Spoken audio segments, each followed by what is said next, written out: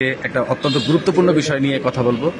আজকে আমাদের সাথে রয়েছেন বাউফল প্রেস ক্লাবের সম্মানিত সভাপতি এবং দৈনিক জনকণ্ঠ পত্রিকার স্টাফ নিজস্ব সংবাদদাতা জনাব কামরুজ্জামান বাচ্চু সাহেব, সিনিয়র সংবাদকর্মী। সম্প্রতি তার পত্রিকায় একটি রিপোর্ট ছাপা হয়েছে, বাউফলে চলছে নীরব চাঁদাবাজি। একজন গণমাধ্যম কর্মী হিসাবে এই রিপোর্টটির অনেক সত্যতাও রয়েছে। তো তিনি সিনিয়র সংবাদকর্মী হিসেবে এই প্রতিবেদন ইতিমধ্যে প্রকাশ করেছেন।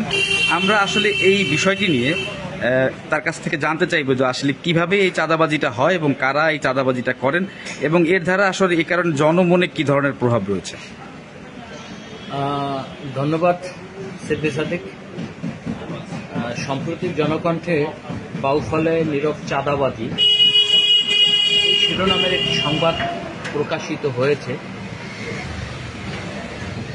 মানুষ তার উপলব্ধি ক্ষমতা থেকেও, ধারণা থেকেও অনেক বিষয় বুঝতে পারেন যে আসলে 5ই আগস্টের প্রেক্ষাপটের পর কে কীরকম আছে। আপনি নিজেও একজন সংবাদকর্মী হিসেবে জানেন, কেউ উল্লাস করেছেন, কেউ দেশ ত্যাগ করেছেন, আবার কিছু অনুপ্রবেশকারী বা অতি উৎসাহিত রাজনৈতিক দলের সদস্য নয় কিংবা ব্যক্তিবিরোধ আছে এরকম কিছু লোকজন প্রতিপক্ষের বাড়ি ঘরে হামলা ভাঙচুর অগ্নিসংযোগ করেছে। মূলত এইরকম একটা গোষ্ঠী শুধু বাউফলে না, একজন সংবাদকর্মী হিসাবে আমি বিভিন্ন মিডিয়ায় যেসব তথ্য পেয়েছি সব জায়গাতেই এরকম হচ্ছে। যারা প্রভাবশালী বিশেষ কোনো গোষ্ঠী বা ব্যবসায়ী, এদের কাছ থেকে মানে আসলে অনৈতিক সুবিধা নিচ্ছে। এই রাজনীতির বাইরে একটা অর্থনৈতিক যোগসূত্র মূলত থাকার কারণে এই মানে একটা আর্থিক একটা বিষয় খুব গভীরভাবে জড়িত। হ্যাঁ, আপনি ঠিক বলছেন যে এটা মেবি আমি যতটুকু জানি যে দীর্ঘদিন যারা রাজনীতির বাইরে ছিলেন তাদের সহযোগী সংগঠনেরও লোকজন এর সাথে জড়িত ছিল। হাটবাজার নিয়ে যে লঙ্কা কাণ্ডটা ঘটেছে সেটাও আপনারা জানেন, আপনারা দেখেছেন। আর চাঁদাবাজির ঘটনাটা হচ্ছে যিনি ভিকটিম, যিনি চাঁদা দিচ্ছেন, তিনি নিজেও ভয়ে সংবাদকর্মীদের কাছেও চাঁদা দেওয়ার বিষয়টা স্বীকার করছেন।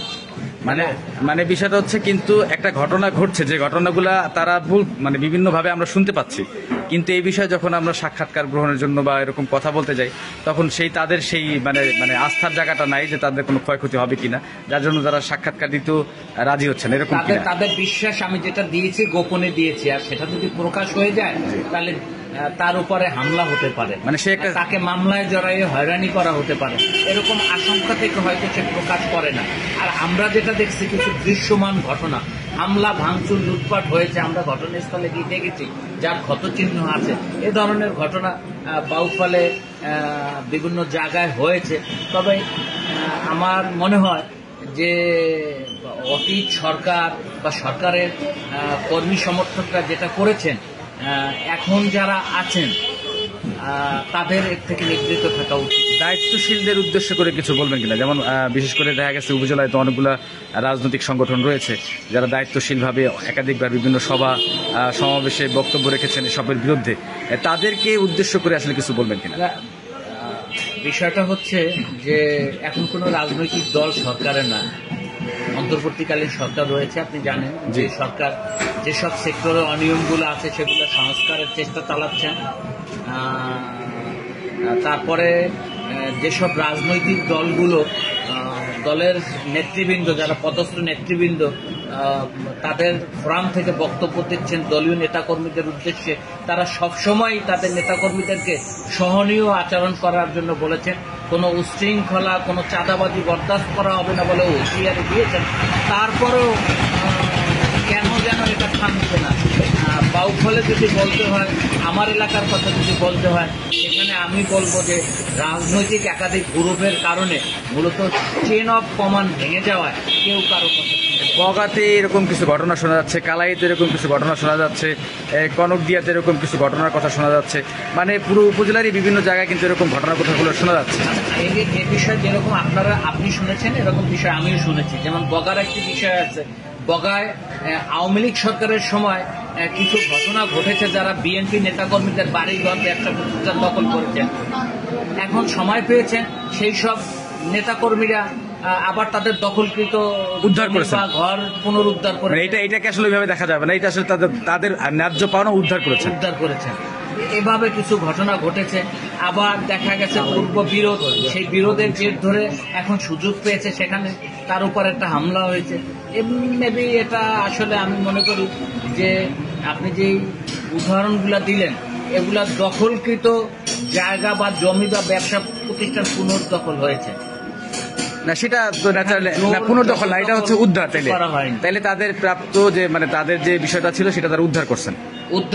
মেবি অনেকে উদ্ধার করতে গিয়েও নাজেহালের শিকার হয়েছেন, হামলার শিকার হয়েছেন, করতে পারেন নাই, বা তাদের লিগ্যাল সম্পত্তি এখনো জোর করে দখল করে রাখা হয়েছে বলে এ ধরনের অভিযোগ আমাদের কাছে আছে। আচ্ছা, তার মানে আর ঊর্ধ্বতন যারা রয়েছেন, দলের প্রধান রয়েছেন, তাদের প্রতি আসলে আমাদেরও বক্তব্য থাকবে যে আমাদের চাওয়া থাকবে, আবেদন থাকবে যে তারা যেন তাদের মাঠ পর্যায়ে যে সকল নেতৃবৃন্দ রয়েছেন তাদেরকে নির্দেশনা প্রদানের পাশাপাশি আরও যাতে তারা আপনাদের নির্দেশনাগুলো যেন তারা পালন করতে পারে, এভাবে নির্দেশনাটা আরও সুস্পষ্টকরণ করা, যাতে করে সবাই আপনাদের কর্মীরা এই মেসেজটাকে খুব ভালোভাবে পায় যে আসলে মাঠে কিন্তু এটা হচ্ছে।